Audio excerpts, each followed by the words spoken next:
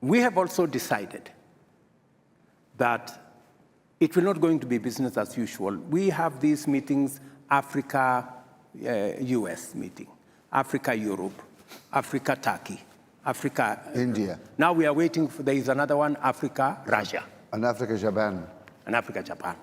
We have made the decision that it is not intelligent for 54 of us to go and sit before one gentleman from another place. And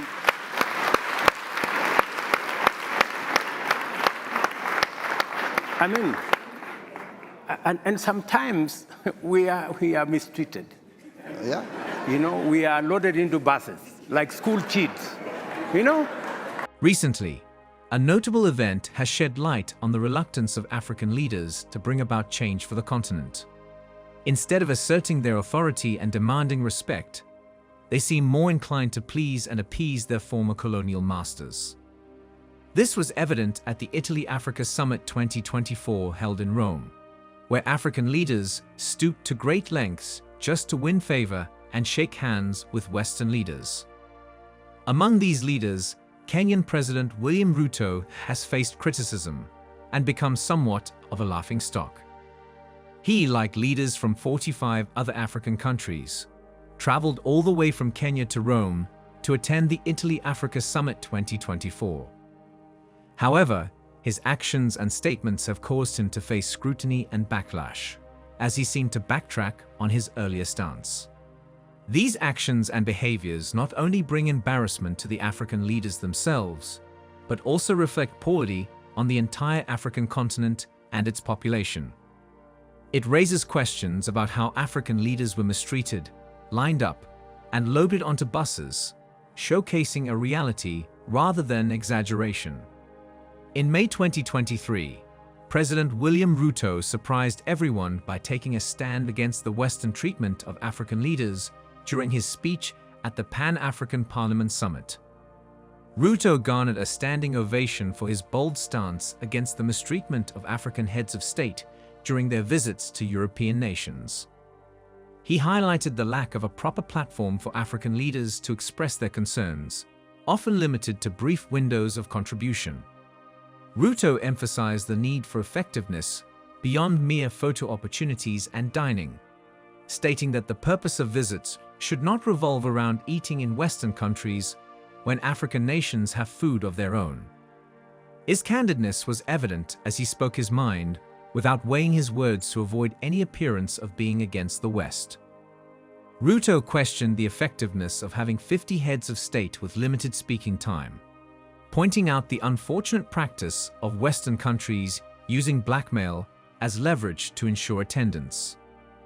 He proposed a shift in the dynamics, suggesting that instead of all 54 African leaders traveling to a single foreign president, the president of that country should come to Africa if they genuinely seek engagement. Ruto further highlighted instances where African leaders were mistreated, likening their treatment to being loaded into buses like schoolchildren.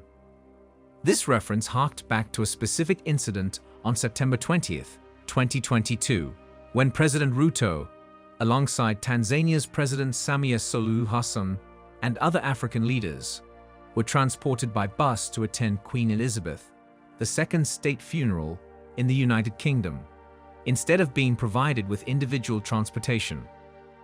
Ruto's passionate speech resonated with the audience, and his call for fair treatment and equal engagement between Africa and the West struck a chord among those present. During the recent Italy-Africa Summit, logistical challenges led British authorities to gather all African leaders into a single bus, while US President Joe Biden enjoyed the privilege of traveling in his secure, bulletproof, and opulent presidential car, famously known as the Beast. Recognizing this disparity, Ruto expressed his disappointment, emphasizing that African leaders, who are chosen by their people, deserve the same level of respect as leaders from other parts of the world. Ruto drew attention to the US-Africa Leaders Summit in Washington, D.C., where 50 African leaders were present but couldn't hold individual meetings with President Biden. He criticized such arrangements, highlighting the dissatisfaction African presidents felt when they traveled globally to meet with the leader of one country, but were not given the opportunity for individual discussions. He likened this treatment to that of school children who visit the presidential house, anticipating luxurious cars, individual respect, and private meetings with the president, only to be loaded onto a school bus and lined up for a photo without any personal interaction. To address this issue, Ruto proposed a solution. As part of the African Union, it has been decided that if there is a discussion between Africa and any other nation, a delegation comprised of representatives from the African Union would participate. This approach would ensure fair representation and meaningful engagement.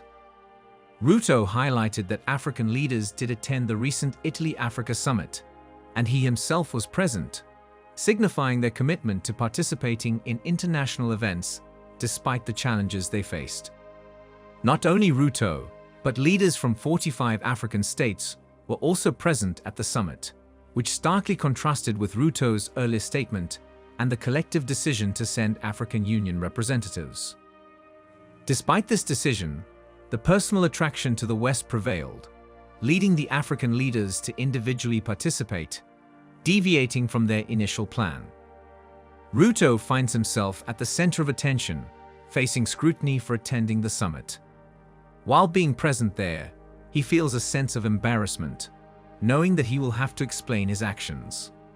In an attempt to defend himself and appease Italy's Prime Minister, Ruto expresses gratitude to Sergio Mattarella, Prime Minister Giorgia Meloni, and the Italian government for hosting the summit. He acknowledges his previous reservations about individual country invitations to all 54 African nations, but states that this particular conference has been different and encouraging due to the pragmatic approach adopted by the Prime Minister. However, only Ruto truly knows the nature of the pragmatism displayed by Italy's Prime Minister, as he once again finds himself lined up with other African leaders for a collective photo shoot. Fortunately, this time the African leaders were fortunate enough to have individual photos taken with Italy's Prime Minister.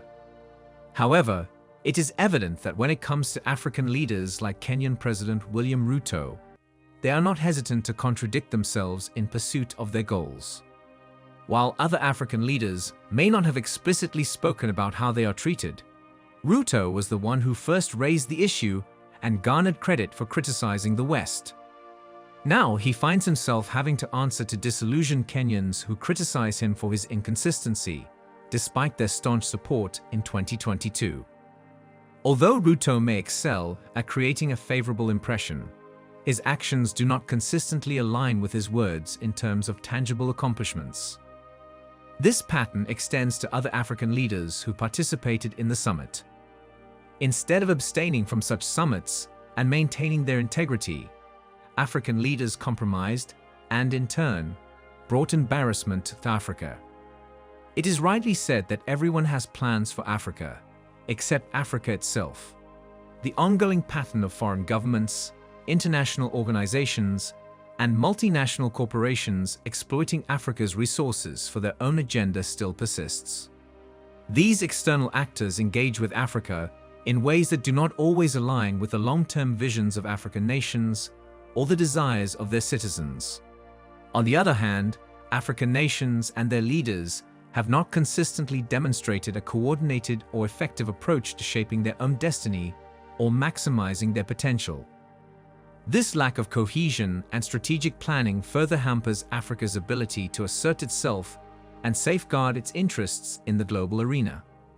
African leaders are currently more divided than united, focusing primarily on their personal gains rather than the collective interests of Africa.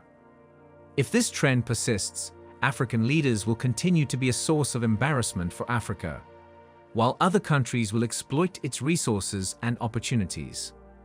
The upcoming summits, such as the Turkey-Africa Summit, India-Africa Summit, Russia-Africa Summit, China-Africa Summit, France-Africa Summit, Saudi-Africa Summit, and US-Africa Summit, will reveal how African leaders approach these gatherings. There is a likelihood that African leaders will prioritize ingratiating themselves with the summit hosts by attending, rather than inviting them to Africa and presenting their own proposals. What are your thoughts on this matter? Should African leaders decline to travel to other countries and sit before foreign leaders like servants? Or should they consider it a compromise and participate to avoid being left out? Please share your opinions in the comments section below. If you want to watch more videos on topics like this, subscribe to our channel and click the bell icon next to it. We are committed to producing content that sheds light on overlooked aspects of African politics, the economy, and growing power dynamics.